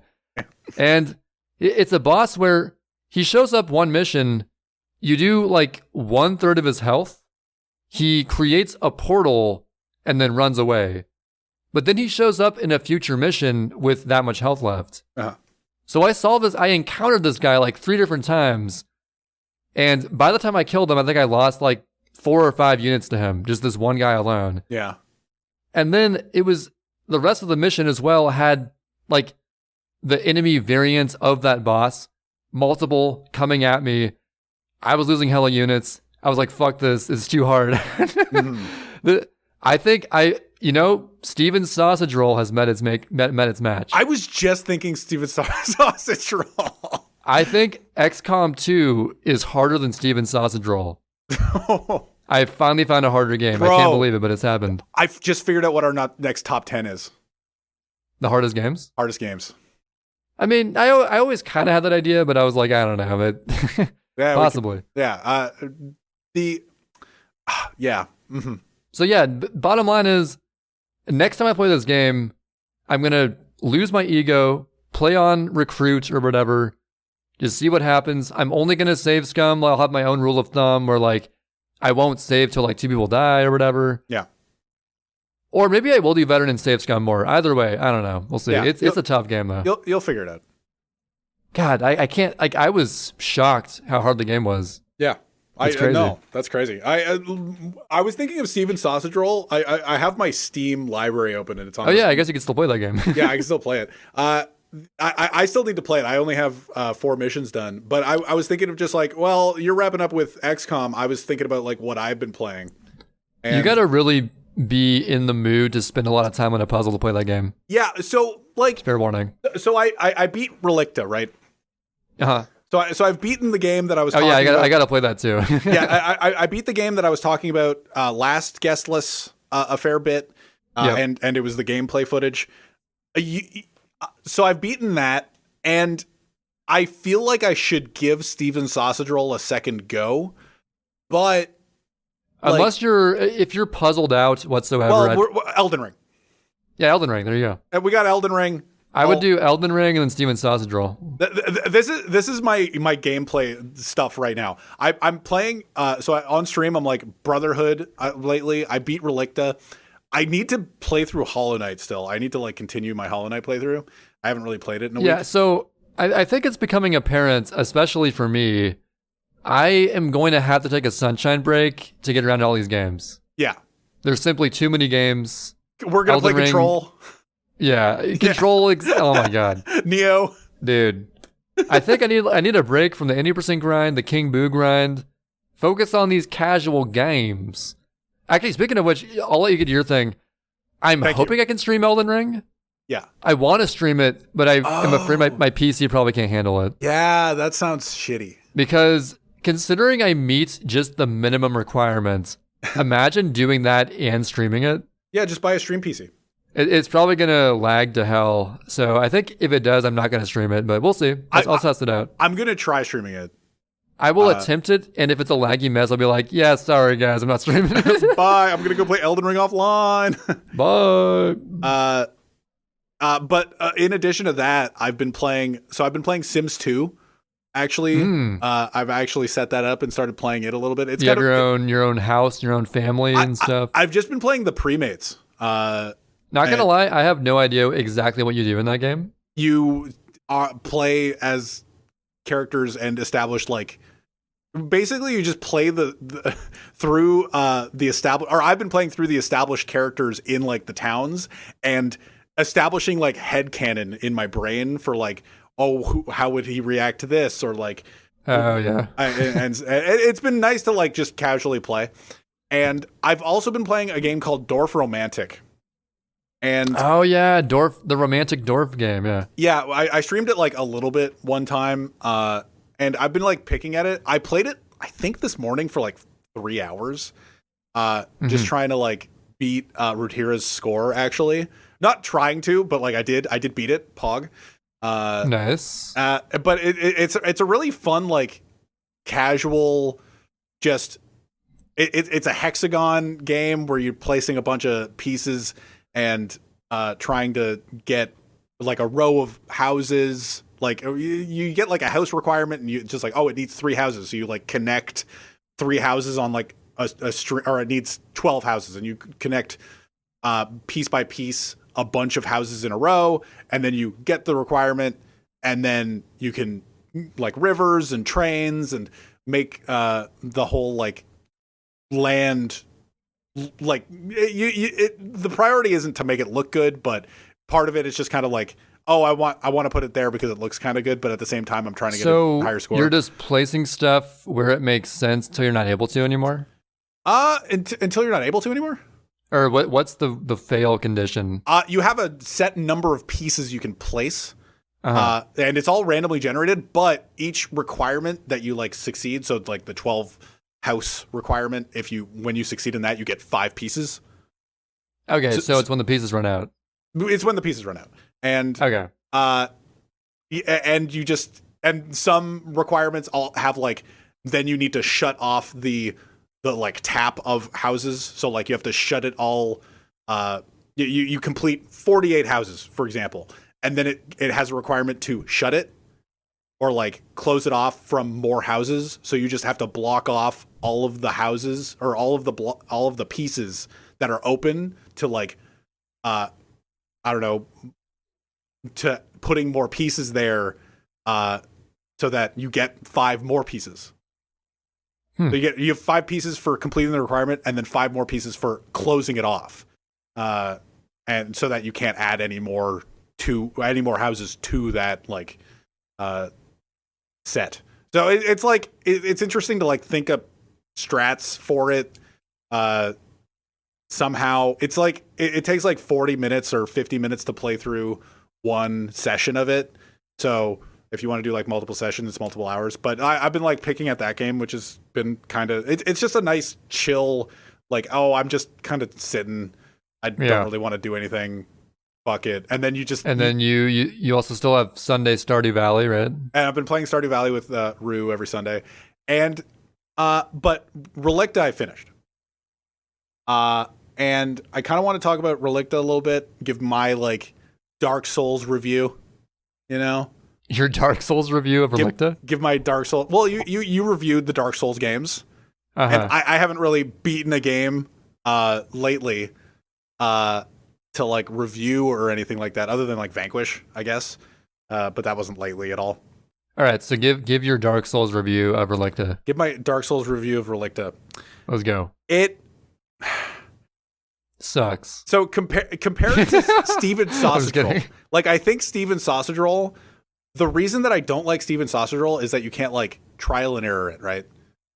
You can. I know you said this last time where you can, but you have to like back up and you have to go back in time. You have to just like, go back a move. You just reset the moves you took. But the fact that like in Relicta, you can just kind of trial and error it, and then you're in a 3D environment and go grab the block again and try it all again, instead of being like, oh, go back in time, a move or whatever. Like, it just feels better to me.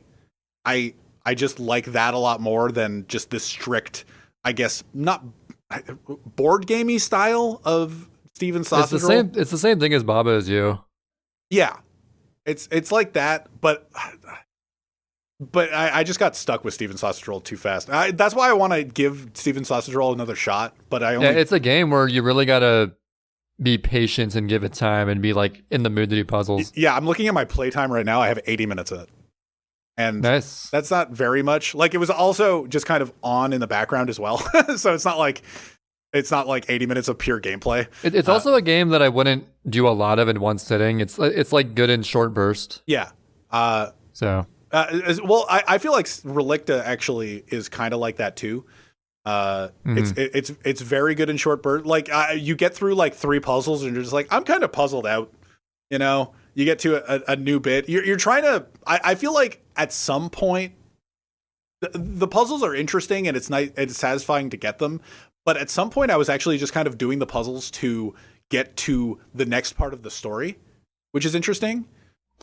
Especially because your motivation went beyond just the satisfaction of doing a puzzle. You wanted to hear the story. Okay. And the interesting thing about that is that there's no in-game like character models.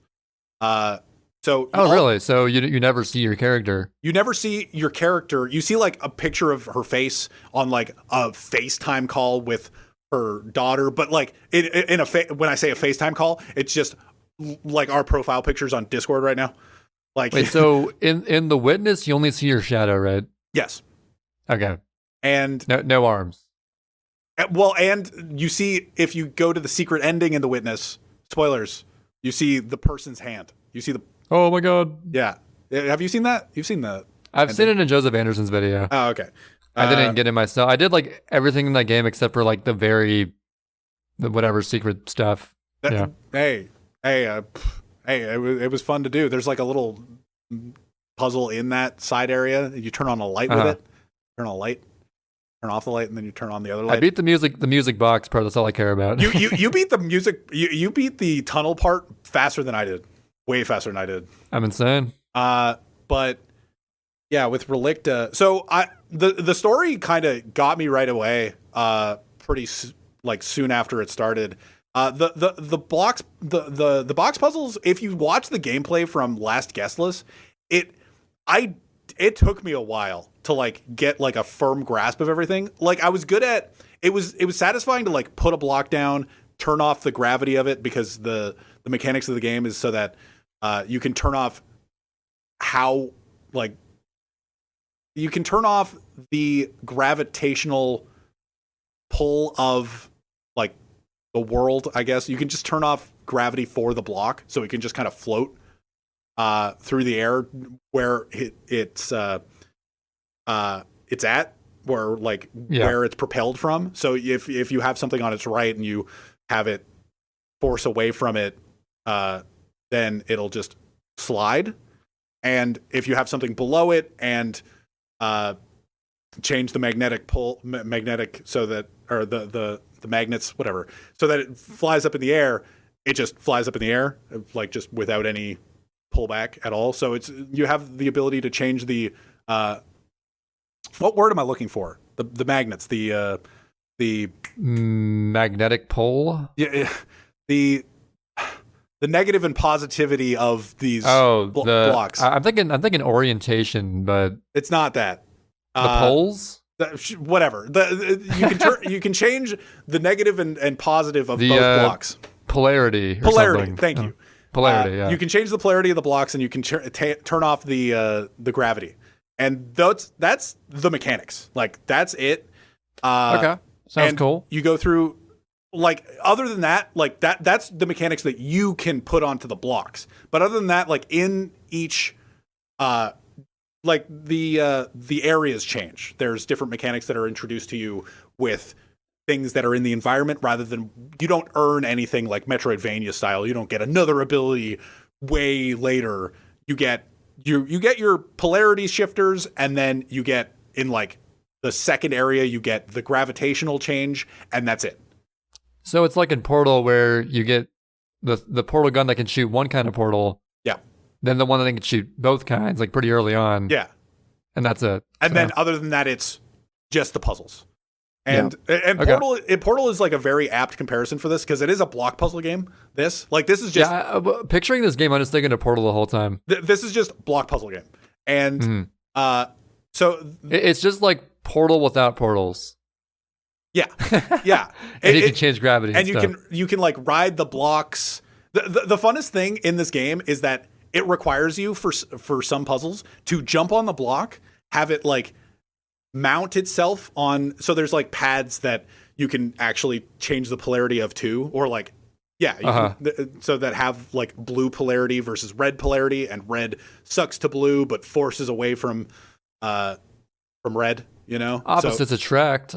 Yeah, opposites attract, and that's just how polarity works. But so the mechanics are, you put the block below the red polarity one, make it blue, stand on the block, have it go up to the wall mount, and then make it red, and then just go flying. for like a lot of sequences, that's required, and it's really interesting. I forgot so many times that I'm just like, oh yeah, I can just stand up. Like, what's the solution to this puzzle? I'm missing something so simple. There were so many puzzles that I was just like stuck on that I knew I got this vibe partway through the game that eventually I'm missing something simple and I know it. And most of the time it was just like I was just I forgot that I can literally stand up. What I was just talking about, I forgot that I could just stand on the block sometimes and have it bring me up to the next area, and that's all I needed to do for some. And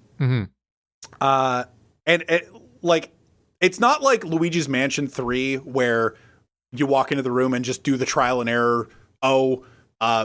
I'm going to suck up everything. I'm going to use my light and everything. Yeah. Exactly. You just kind of go through your trial and error puzzle solving stuff. In this, you have to walk in to an area, like especially the more complicated puzzles near the end. You walk into the area, you just kind of like walk around to see where you can go and just kind of absorb everything that's happening and then try to find where the blocks are and just kind of go. And like in the last few areas, there's or the last few area, or I'm going to use the word areas a lot. In the last few levels, okay, zones, like they're like enormous puzzles that have step processes to them. So you do one step or one area, and then it like makes it so that you can get a block out of that area to do another area, and then you use all three of those blocks to finish the puzzle. And it's like that kind of thing. And usually there's like blockades, green walls you can't walk through, but like purple walls you can walk through. Purple walls you can walk through. Blocks can't go through purple walls. Green walls blocks can go through. You can't go through. Okay. Yellow walls you can't do anything. Blue walls I think only you can go through. I can't like blue walls isn't really an actual mechanic. It's just the start of the level. But there are like different. Again, just for some reason I was thinking, what wall can both you and the block go through? I'm like, that wouldn't even be a wall then. No, you walk through nothing. That's just space. you walk through open air, and the mechanic of air. Both you and the block can just go through the world. Yeah. But yeah, as I was saying, the mechanics, the development of the mechanics is in the puzzles themselves, which is cool because eventually there's these drones that fly through the air that turn off all the polarity. Like if they go by, they have this orange aura around them, so they'll turn off the polarities of the wall mounts. They'll turn off the polarity and the gravitational like off switch for the blocks, and so you have to I think that's the only time where you have to be like very gamer about it. Where I have this amount of time while this like patrol bot essentially is in this corner, so I only have like 5 seconds to do this or whatever, and just like very gamery. That's the only like moment where you actually have to be like good at this puzzle instead of just know what to do. Yeah. But it is very satisfying to like put it on a wall mount and like go through the mouse controls of turning off the gravity and changing the polarity and see it go through the air. Like doing it all really fast is really satisfying. The controls are really good. But yeah, back to the story. The story is I for the first half of it, I was very enthralled and just kind of getting through to I wasn't not enjoying the puzzles. The puzzles are very good, like I've been saying, but sometimes I was just like, I just want to get to the next part of the story, and this puzzle's in my way. And then because the story just kind of gets spoon fed to you in between puzzles, because you only get like the banter between whatever, like your main character, who's Angelica Patel, and whoever she's Rugrats, yeah, and she's it's just all Rugrats characters, and Tommy Pickles and and Phil and Lil, and Chucky in there somewhere. Yeah, it's Chucky. And yep. Yeah, and whoever she's interacting with during that bit. So Angelica Patel has like these characters that she's talking to. She has Sis, who's the like robot that's in control of the base, and a different character later on, which is way interesting. It's like I don't even really want to spoil it. That's way interesting, dude. But it's a character that she interacts with that you wouldn't expect for them to have banter, but she has banter with everybody, and it's I think it's really well written. But so halfway through the game, I'm just like, oh, where's the story going? I'm kind of excited. It kind of slows. There's like 2 level segments, and level segments, especially if you're bad at puzzle games or like take your time with puzzle games, they take a while, and there was nothing happening story-wise. And there was a very predictable like twist that ended up happening, where it's just like, oh, well, did I wait 2 hours for that twist? Like,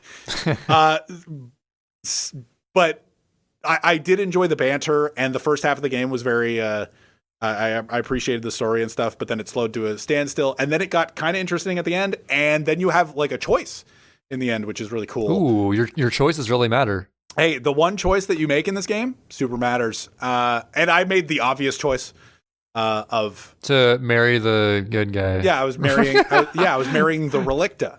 And marry the Relicta. Marry the Relicta. But the twist in this game, like I just recommend people play it actually, because I can't imagine that it's sold a lot. I got it for free on Epic Games. It's not free anymore, obviously, because that was a month ago.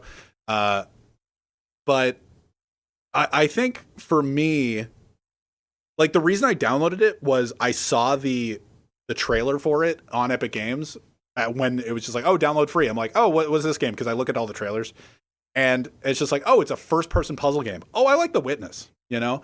And so that's essentially why I downloaded it, being like, yeah, it's probably not going to be that good, though. And right away, it like feels really well put together. It's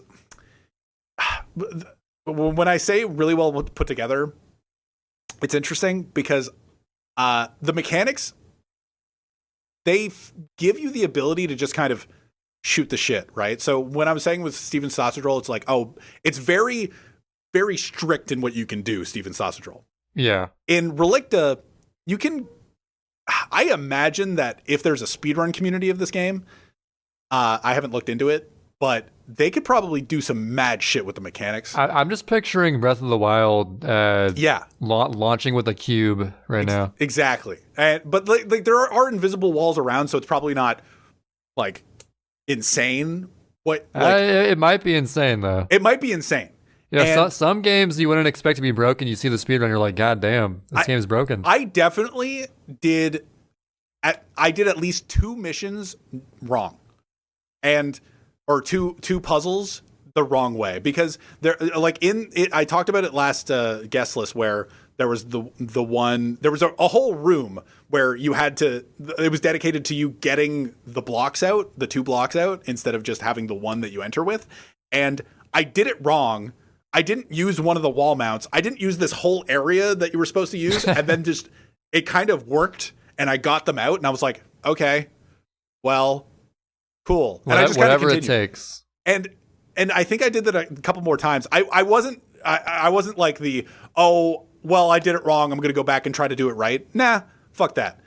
Yeah, you're a speedrunner. You like, sequence breaking is in your blood, so it's like, all right. There was literally a mission, I can't remember if it was, I think it was like second last area, where it's in like the rainforest near the end, if anybody has played Relicta, but it's in the Rainforest Cafe. I was doing this puzzle, and I was sitting there going like, man, I have no idea what the fuck I'm doing. And luckily, I just like stood on the block, had the wall mount push the block very weirdly, and I turned off the gravitation, or the gravity for it, and it was just kind of floating in the air over the puzzle. And I was just kind of like, very slowly though. It wasn't like, oh, it's going really fast, I'm just going to wait on it. It was going very slowly. I'm like, I think if I just wait on this block, I can jump over this wall and then do the last part of the puzzle. So I just waited, jumped over the wall, and it all had like hit collisions, or like I jumped on top of the wall and I jumped to the other side of it, and I was like, okay. And then I waited for the block to float overhead, turned off the gravity of it, so that it fell on top of me, and I'm like, okay, so I have the block again. And like it's not very, it's a weird feeling in the pit of your stomach. It's like, do I have everything to still finish the puzzle? Like, like, was there something I was supposed to get otherwise? Was there another block I was supposed to get? Was there another switch that had to be pulled? Like, I don't know at that point. So I was just holding the one block that I knew that I could have at this point. And I'm just sitting there going like, please let me finish this puzzle from here. Like, I don't know how much I've skipped, but please make it so that I can finish it with this. Cause I was stuck on this puzzle. I'll be totally honest with you. And, long story short, it's the end of this fucking story. I figured it out. It literally took me 40 seconds to beat it from there. I'm like, perfect. And I just left. Didn't care. I was just, it's over. But I get to get more story. Yeah. But it's that kind of shit. It's just very freeing in comparison to like Steven Sausage Roll, where it's just very strict. But obviously, like I want to go back and play Steven Sausage Roll for that. Yeah, there's no way to sequence break Steven Sausage Roll that I'm aware of. Yeah, that'd be so funny. I don't know. It makes the puzzles that more satisfying. Where it's like, yeah, I did it. I know I solved it the right way. Let's go. Yeah. There's a different satisfaction to like the sequence break satisfaction, I guess. Oh yeah. Where it's like, it's not the intended way, but like I'm proud that I found a thing the developer probably didn't even know about. Yeah. So I actually did a puzzle jank intentionally to try to take a block out and go to the next puzzle, and that's how I figured out that the blue walls don't allow blocks through, because I got to the next puzzle with a block already, which is not, you're not supposed to do that. I was just like, I walked through the end of a puzzle with a block, and I was just like, oh, okay, like I intentionally did this so that I had this, so perfect, let's go. And I got to the blue wall that starts the next puzzle, and it was like, you can't take this block with you. I'm fuck. God, darn. That'd be so sick if I could just have a block already. But what if that was the solution? That'd be so sick. What if it was a like Ocarina of Time forest temple scenario where like you got that one small key? The super jank. Do the super jank. Put the it was so jank. I still think about that small key in the forest temple. That's so weird, right? On top of the tree? Yeah, it's like how you could so easily get stuck not knowing that exists. Oh yeah, like it's such a weird thing to me. I don't know. You have to get the dungeon map, and then it's just like, wait, there's a chest in the first room. Oh yeah, I guess the map would tell you that. Yeah, that's right. That's probably how it's intended. But overall, I think it's written well. I think the puzzles are fun. Very challenging. Probably easier than XCom 2. I was easier than the XCOM 2. I was getting stumped on puzzles. Not like last area was pretty easy overall. I thought I soft lock. The thing about this game is you can't trust it. Relicta, sometimes I was going like, am I soft locked? Like it's just, if it happens, you can always start a puzzle from the beginning whenever you want, right? Yeah. If you go to the pause menu, there's no like true soft lock. But some like later puzzles, there's so many steps to them that if you reset the puzzle, it's so far away.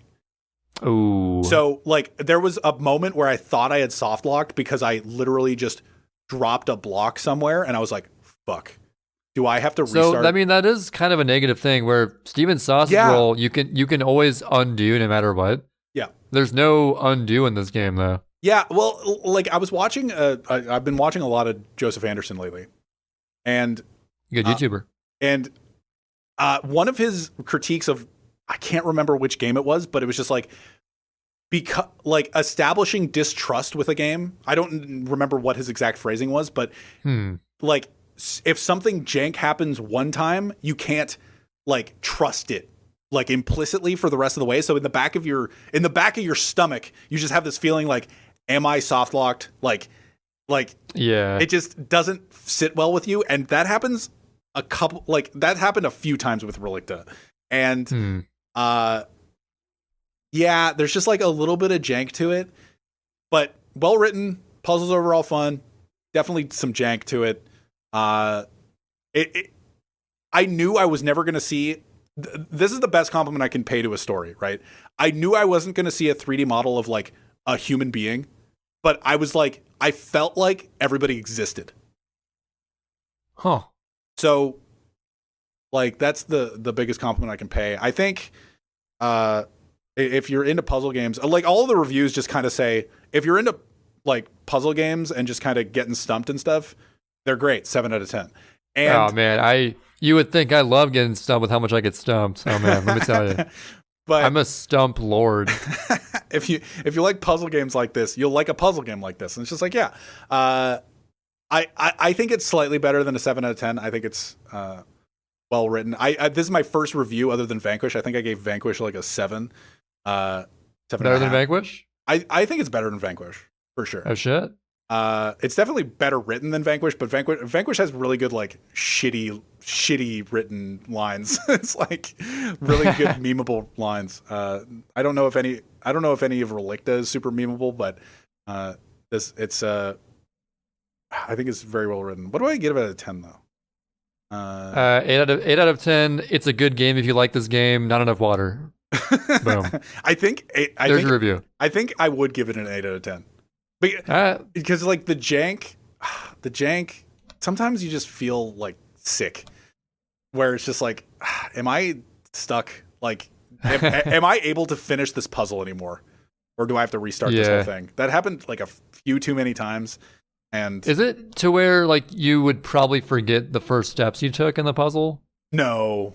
If you had to redo it. No, it's okay. Not So that I mean, bad, you know, and most of the time is spent figuring it out. So when you know, it's probably not too bad, right? Yeah. The thing about this game is that it made me feel stupid sometimes. And I don't think I'm a dumb person, but sometimes I was just like, am I just dumb? Like, oh, dude, I feel that every day. Because some puzzles you walk in and just like I'm dumb, right? Like a normal person would solve this like pretty fast. Yeah, like, exactly. I think I'm dumb. Yeah, like might be dumb. Some puzzles you just breeze through. Like I breeze through a few, but some puzzles I'm just like, what the fuck am I supposed to? Oh, like literally staring at something for way too long, and then realizing that like. Just the simplest thing, like, oh, I didn't do, again, the wall mount thing is just like, oh, stand on the block and go up, or just use the simple polarity to like shoot blocks off of a ledge or whatever. I don't know. So there were many it's been 5 minutes as a time for a hint situations. Yeah, for sure. If you were streaming if I was streaming, people in chat were just like, bro, are you fucking kidding me? And I'm just like, bro, you forgot the simplest mechanic. What are you doing? It's tough. I think it's time for a hint. It was very satisfying to play. I don't think I'd put it on my like. I don't think I'd put it on my what is it, resume? I don't think I'd put it on my resume, but oh, dude, I would put gave up an XCom 2 on my resume. Yeah. No, I'm just kidding. One more thing I didn't mention about XCOM 2. I don't know how I forgot this. It runs like dog shit. Yeah. On the Switch, I think the load times were like nearly a minute long each time. Uh-huh.